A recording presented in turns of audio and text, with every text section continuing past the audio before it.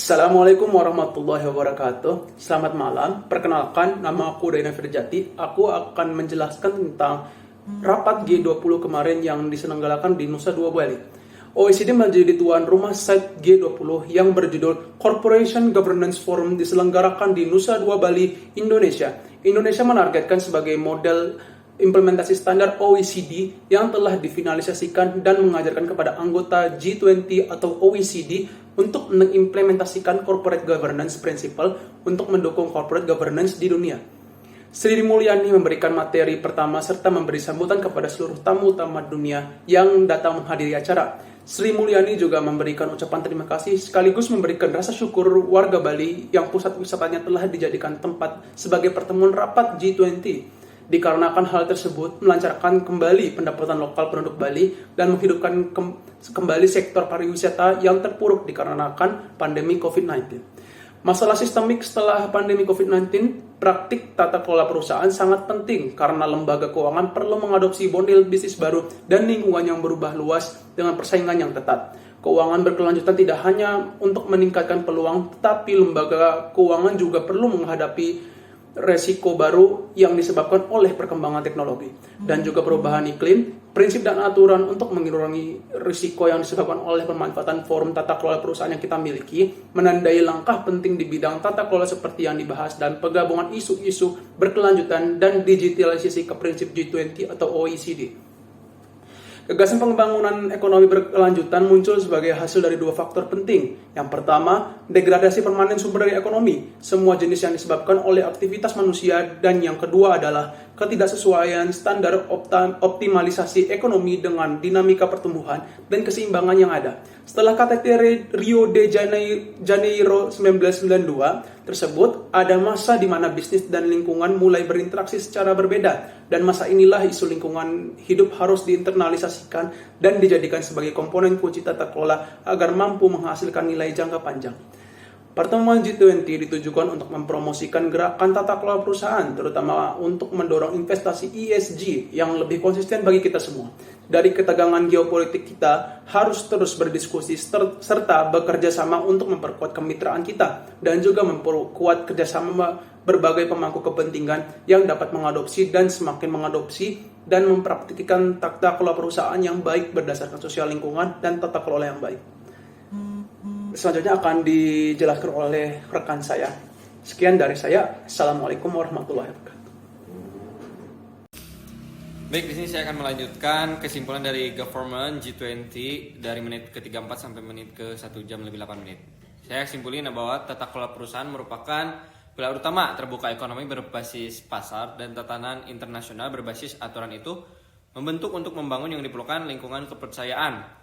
Nah, berdasarkan akuntabilitas, transparansi, dan integritas bisnis yang pada gilirannya membantu mengasuh investasi jangka panjang dan stabilitas keuangan tentang perusahaan yang baik adalah elemen sentral kemudian dari kita bersama upaya mengamankan lebih kuat, lebih adil, dan pertumbuhan yang lebih berkelanjutan. Prinsip-prinsip G20 OECD Korporasi Pemerintahan pertama kali dikeluarkan lebih dari 20 tahun yang lalu. Terus kembali datang pada tahun 99, dukungan para pemimpin terhadap mereka, prinsip dalam Kalkun Atalia kembali pada tahun 2015 adalah tonggak penting dalam upaya untuk meningkatkan tata kelola perusahaan standar global sebenarnya. Sejak saat itu, 90% anggota G20 dan OECD memilikinya mereformasi undang-undang perusahaan atau keamanan mereka atau keduanya untuk menyelaraskan mereka dengan prinsip-prinsip G20 OECD. Tata kelola perusahaan adalah hasil dari prinsip-prinsip ini sekarang tersebar luas diakui sebagai global termuka standar tata kelola perusahaan PT perusahaan yang terdaftar dan juga telah didukung oleh stabilitas keuangan papan dan bank dunia yang mencakup 6 bidang utama yang memastikan perangkat untuk efektif dalam kerangka tata kelola perusahaan, hak dan perlakuan yang adil terhadap pemegang saham dan fungsi kepemilikan kunci investor institusi pasar saham. Dan prinsip ini adalah untuk memastikan mereka tetap kontemporer dan cocok untuk tujuannya, termasuk dengan mengadaptasi elemen-elemen yang relevan ke pos rahasia 19 lingkungan memperhitungkan efek struktural dari krisis di pasar modal dan praktik. Tata kelola perusahaan memiliki peran kunci untuk diterapkan mencapai ekonomi dan sosial yang lebih luas. Ada beberapa pengamatan terkait dengan keuangan stabilitas. Yang pertama yaitu tata kelola perusahaan yang baik membantu perusahaan untuk mengakses jangka panjang. Pembiayaan ini sangat penting di pasar global saat ini, di mana arus modal internasional memungkinkan perusahaan untuk mengakses pembiayaan dari kolam yang jauh lebih besar. Terutama investor itu mempromosikan produktivitas, inovasi dan kewirausahaan dan pembinaan dinamika ekonomi secara luas. Yang kedua, tata kelola yang baik menyediakan kerangka untuk melindungi dunia. Warga negara biasa adalah penting investor di pasar modal. Kemudian menyediakan sebuah sistem bagi warga negara kita untuk berbagi penciptaan kekayaan perusahaan sambil mengetahui hak mereka dilindungi.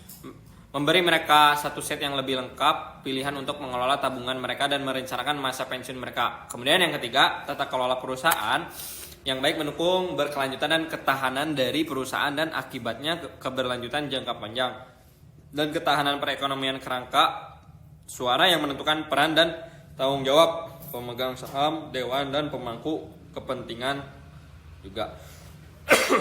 Selain itu juga penting untuk membantu mengatasi struktural jangka panjang tantangan seperti ini. Perubahan iklim, memang sektor swasta memiliki peran kunci untuk bermain ketika datang untuk mengatasi sebuah iklim. Pemerintahan tidak akan mampu mengatasi perubahan tersebut, sehingga kerangka tata kelola perusahaan harus sesuai dengan tujuan untuk memenuhi kebutuhan kita. Kemudian tujuan iklim ini yaitu ambisius dan lainnya, resiko lingkungan perusahaan yang terdaftar di sekitar dunia.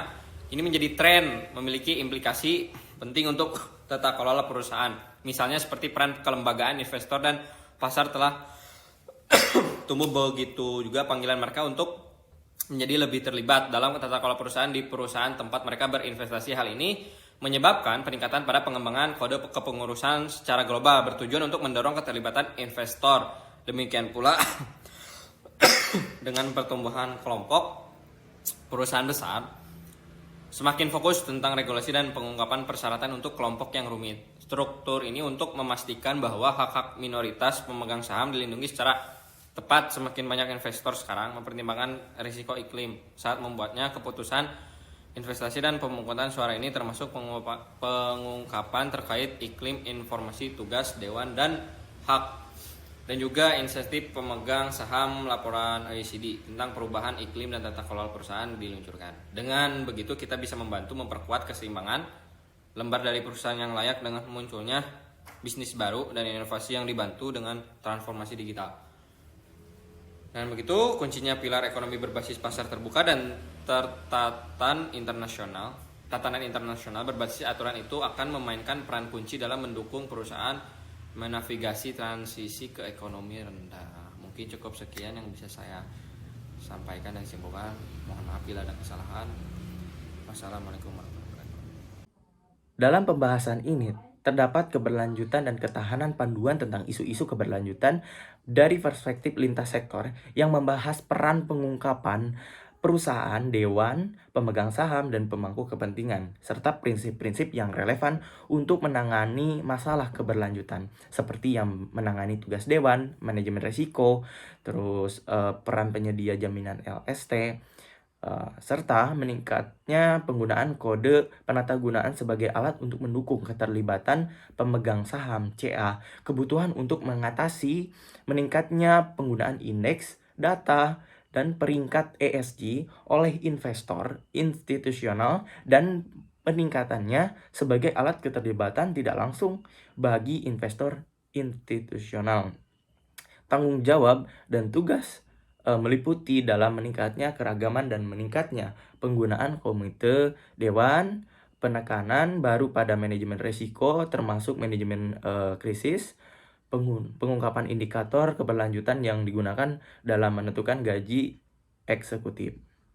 Tinjauan prinsip-prinsip tata kelola perusahaan G20 atau OECD Roadmap pada tahun 2021 Oktober, OECD MCM dan G20 Leader Summit mengakui pentingnya kerangka kerja tata kelola perusahaan yang baik dan pasar modal yang berfungsi dengan baik untuk mendukung pemulihan dan membuktikan tinjauan prinsip tata kelola perusahaan G20 atau OECD.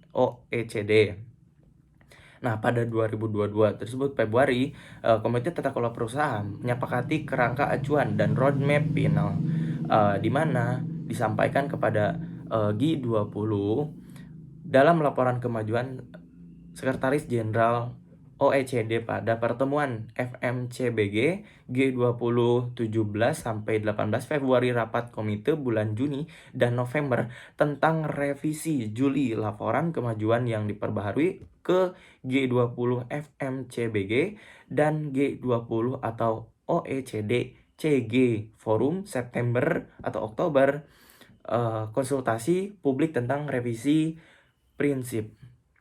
Dan pada keterangan untuk 2023 CAQ1, prinsip yang direvisi disetujui oleh komite, dan Q2, prinsip yang direvisi diadopsi di OECD MCM prinsip-prinsip revisi. Q3 yang disahkan oleh G20 FMCBG dan pemimpin.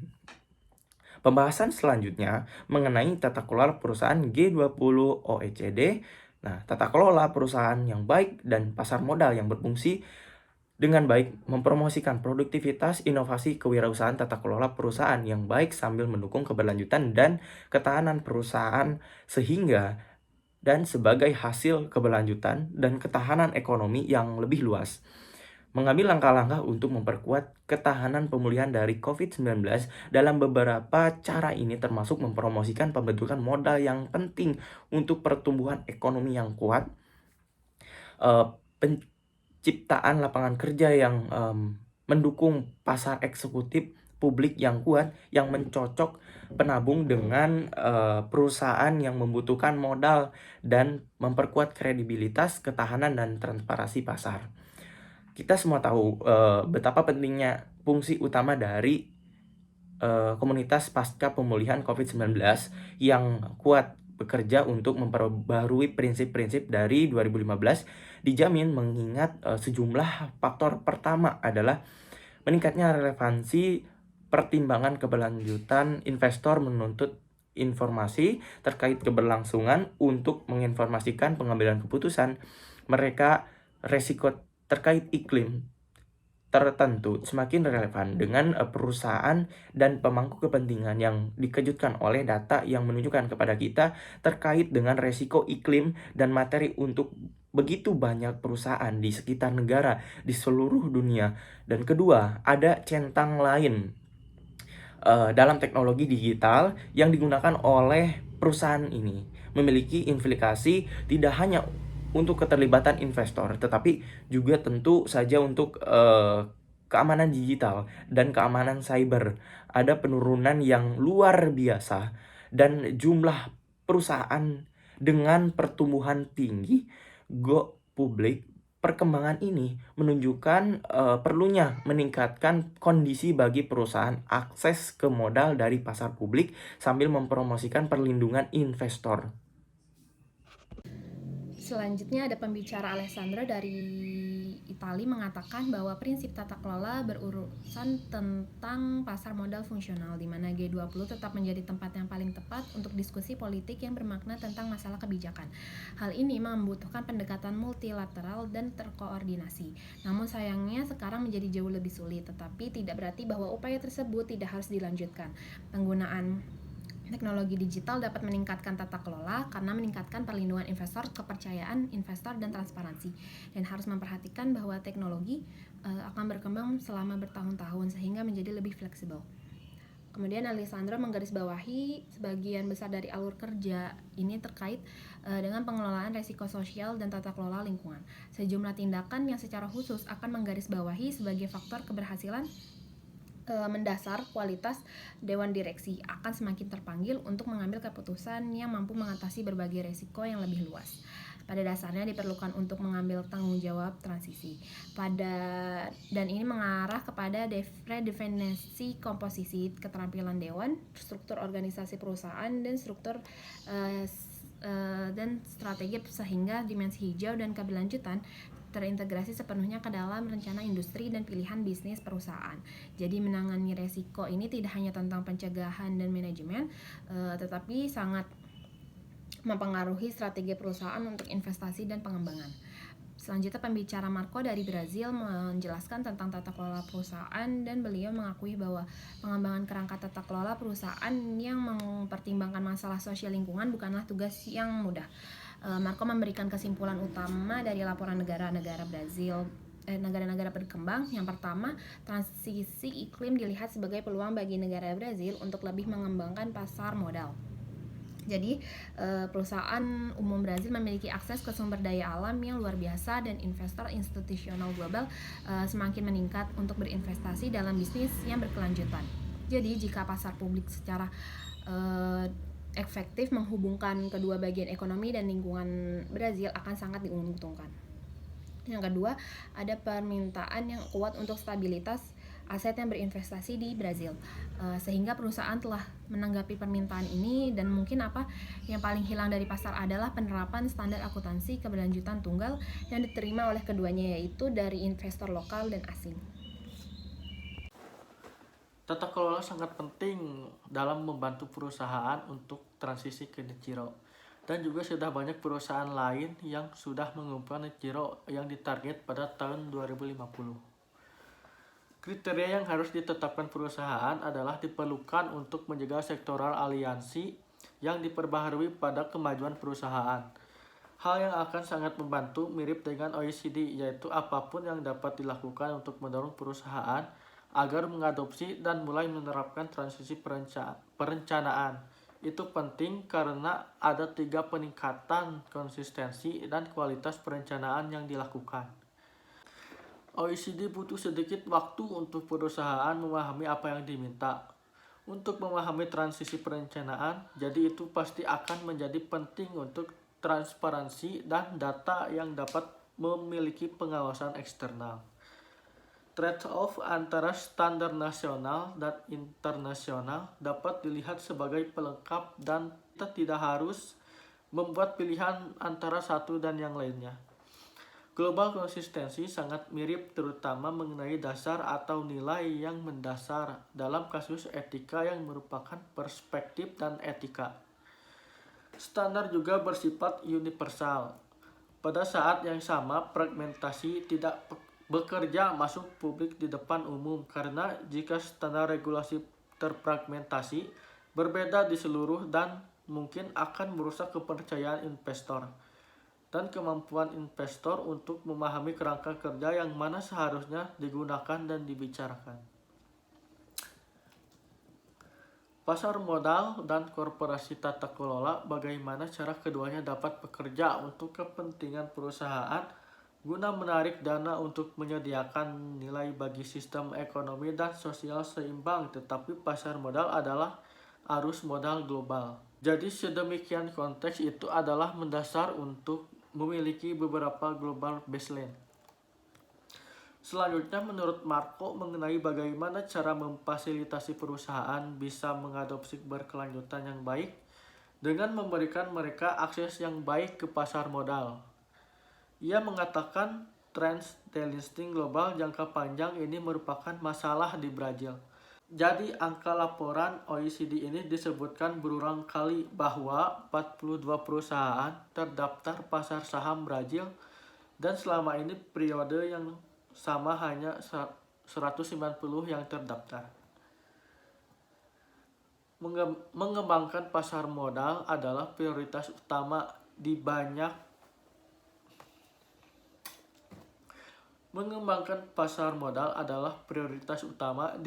front yang berbeda dalam istilah yang lebih umum, dan kaitannya kerangka tata kelola perusahaan perlu mencapai keseimbangan antara apa yang dibutuhkan investor dari penerbit dan di sisi lain biayanya lebih mahal regulasi untuk mencapai dapat mewakili perusahaan.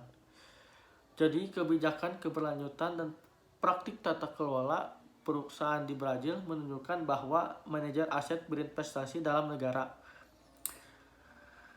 Mereka tertarik pada yang lebih baik. Jadi di Brazil banyak perusahaan terdaftar menggunakan standar GRI yang kedua paling banyak digunakan adalah standar SAS, dan ini mungkin mengapa keduanya mayoritas manajer aset Brazil berinvestasi dan publik Brazil perusahaan mendukung adopsi pelaporan ILST internasional umum. Jadi kebijakan keberlanjutan dan praktik tata kelola perusahaan di Brazil menunjukkan bahwa manajer aset berinvestasi dalam negara. Mereka tertarik pada yang lebih baik. Jadi di Brazil banyak perusahaan terdaftar menggunakan standar GRI. Yang kedua paling banyak digunakan adalah standar SAS. Dan ini mungkin mengapa keduanya mayoritas manajer aset Brazil berinvestasi dan publik Brazil perusahaan mendukung adopsi pelaporan ILST internasional umum. Untuk perusahaan gelap itu tidak dalam posisi yang benar.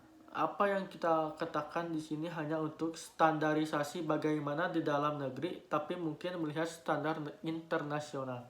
Kartika menjelaskan bahwa Dewan Eksekutif bertanggung jawab dalam menetapkan strategi resiko dan melaporkan resiko tersebut secara berkelanjutan serta meningkatkan sistem kontrol perusahaan. Salah satu parameter terpenting untuk menetapkan kekuatan aturan manajemen risiko adalah dengan menetapkan kelengkapan aturannya itu sendiri. Kemudian forum melanjutkan dengan Mathilde menjelaskan bahwa banyak yang harus dilakukan untuk menerapkan standar akuntabilitas dan transparansi tata kelola sebagaimana hal tersebut telah ditetapkan dalam pedoman kebijakan tata kelola perusahaan di negara tertentu. Ada dua prioritas yang dijelaskan oleh Mathilde. Yang pertama itu ada prioritas sentralisasi fungsi kepemilikan karena menjadi pendorong yang kuat dalam mengembangkan persyaratan tata kelola perusahaan. Prioritas kedua yaitu memastikan keseimbangan yang tepat antara tujuan komersial dan tujuan non-komersial. Hal tersebut cukup menantang karena hasilnya yang seri. Maksudnya itu terkadang tujuan non-komersial bertentangan dengan tujuan komersial, dan oleh karena itu Mathilde menjelaskan bahwa dibutuhkannya penguasa atau pemimpin di suatu negara yang kuat yang mampu mengkomunikasikan persoalan tersebut dengan dewan di negaranya dengan tujuan yaitu agar persoalan tersebut untuk dapat mendapatkan solusinya secara transparan kepada publik. Kemudian forum melanjutkan dengan Nawal yang menjelaskan bahwa tantangan pertama yaitu portofolio mereka sangat beragam dalam hal ukuran, klaster, dan badan pengatur sehingga mereka memiliki BUMN yang mematuhi OJK. Sehingga standar pelaporan seluruh BUMN sangatlah luas. Tantangan nomor 2 atau tantangan yang kedua yaitu berasal dari kurangnya koordinasi atau komunikasi selama proses perencanaan. Karena tidak adanya diskusi alokasi biaya yang rinci sebelum proyek strategis sehingga terjadi semacam tantangan di portofolio tersebut. Dan untuk mengatasi persoalan tersebut, Nawal menjelaskan bahwa seluruh timnya sangat terorganisir. Jadi mereka merampingkan jumlah BUMN berdasarkan klaster, kesamaan ekosistem, dan rantai nilai yang memungkinkan tentang kontrol menjadi lebih mudah dikelola. Kemudian salah satu aturan OJK untuk lembaga keuangan yang konglomerasi yaitu mereka harus memiliki komite khusus. Dan itulah salah satu inti dari peraturan manajemen risiko baru yang nantinya akan mereka terbitkan. Dalam penutupannya, Nawal menjelaskan bahwa bagaimana sih manajemen risiko dapat mempercepat proses pengambilan keputusan. Karena contohnya itu, misalnya kita hidup dalam situasi di mana orang terkadang takut untuk membuat suatu keputusan. Takut karena takut salah mengambil keputusan atau takut hasil yang diambil dari keputusan tersebut tidak sesuai dengan apa yang mereka inginkan. Hal tersebut memungkinkan kita untuk mengambil resiko yang sepadan dengan apa yang dimanfaatkan atau diamanatkan oleh pemegang saham di suatu perusahaan. Pada sesi selanjutnya diisi oleh Wakil Menteri BUMN yaitu Bapak Kartiko Wirjoatmojo. BUMN memiliki dua aturan utama yaitu value creator dan agent of development. Sebagai value creator di mana untuk mengejar keuntungan dan berkontribusi terhadap perekonomian daerah secara umum dan untuk berkontribusi pada penerimaan negara serta juga bagi yang terdaftar pada BUMN untuk meningkatkan penilaian bersama. Sementara itu, sebagai agent of development untuk Indonesia diharapkan dapat mendukung kesejahteraan masyarakat dan menjadi agen perintis. Untuk mengoptimalkan peran BUMN telah memulai the new era of The Ministry of SOE dengan memulai banyak program dan strategi untuk mempercepat pertumbuhan dan mengoptimalkan peran BUMN. Seperti yang pertama dengan menerapkan core value yaitu akhlak, yang kedua dengan merumuskan 5 strategi prioritas untuk memastikan jangka panjang keberlanjutan perusahaan, yang ketiga meningkatkan portofolio, yang keempat memiliki proyek inovasi, yang terakhir dan juga yang terpenting adalah membangun sumber daya manusia melalui berbagai program pembangunan. Menteri BUMN memperkenalkan 5 prioritas strategi yaitu ekonomi dan social value for Indonesia, business model innovation, technology leadership, investment acceleration, dan yang terakhir talent development. Terdapat contoh kasus kurangnya manajemen risiko dan transformasi GCG yaitu Wistakarya dan Jiwasraya, sehingga BUMN memperbaiki masalah tersebut dengan 5 tool of improvement. Selanjutnya yaitu tata kelola BUMN yang kuat untuk pembangunan yang berkelanjutan dan inklusif. Terdapat beberapa topik yang dibicarakan mengenai apa yang menjadi prioritas untuk ISAI. Matilda menjelaskan yaitu dengan prioritas membantu, memperkuat dan memobilisasi kompetensi yang relevan dengan pembangunan berkelanjutan. Selanjutnya yaitu memastikan keseimbangan yang tepat antara tujuan komersial dan non-komersial. Dan prioritas terakhir yaitu memastikan memperkuat transparansi dan mengungkapkan baik di tingkat BUMN individu tetapi juga pada tingkat portofolio negara. Selanjutnya mengenai tantangan apa yang ada pada tata kelola negara Indonesia dan bagaimana pemerintah dalam menghadapi tantangan tersebut secara inklusif dan praktik yang baik, Ibu Nelly menjelaskan tantangan pertama yaitu portofolio. Yang kedua, kompleksitas dan kurangnya koordinasi selama proses perencanaan antara perusahaan dan kementerian BUMN. Yang ketiga, melakukan pelaporan portofolio secara triwulan pada setiap tahunnya dan berkomitmen untuk selalu terbuka untuk umum. Tanpa manajemen risiko, maka kita tidak dapat melakukan apa-apa. Bagaimana manajemen risiko dapat mempercepat proses pengambilan keputusan hidup, dengan manajemen risiko dapat mencegah jatuh dalam keputusan yang buruk. Selanjutnya tentang apakah perusahaan Indonesia berada pada jalur yang benar pada tata kelola, serta bagaimana kinerja manajemen dan evaluasi yang memiliki dampak signifikan. Bapak Yunendra menjelaskan bahwa kinerja manajemen evaluasi pada perusahaan di Indonesia terdapat 2 poin. Yang pertama yaitu masalah kepemilikan. Terdapat masalah pada agen pertama di mana perusahaan tersebut tidak terlalu unik untuk BUMN. Tantangan yang mereka miliki untuk mengelola perusahaan BUMN, terutama di Indonesia, tidak memiliki struktur kepemilikan terpusat karena banyak aset BUMN pada akhirnya dimiliki oleh Kementerian Keuangan. Yang kedua yaitu bahwa banyak dari perusahaan, terutama di sektor perbankan, yang tunduk pada standar yang tinggi pada peraturan dan persyaratan pelaporan. Tetapi begitu juga BUMN pada sektor yang berbeda yang